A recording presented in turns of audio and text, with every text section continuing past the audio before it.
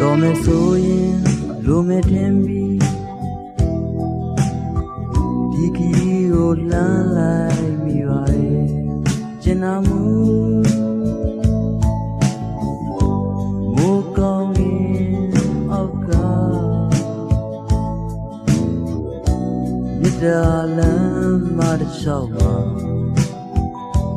ပျော်ရွှင်စွာရှောက်လန်းခဲ့ကြတယ်နော်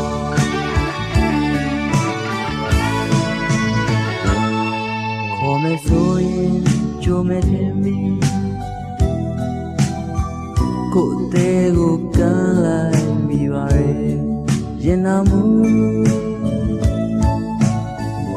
အဆိုးကြောင့်မြင်လောက်မှာသက်စာလွန်ရမလို့ရာမျောမြင်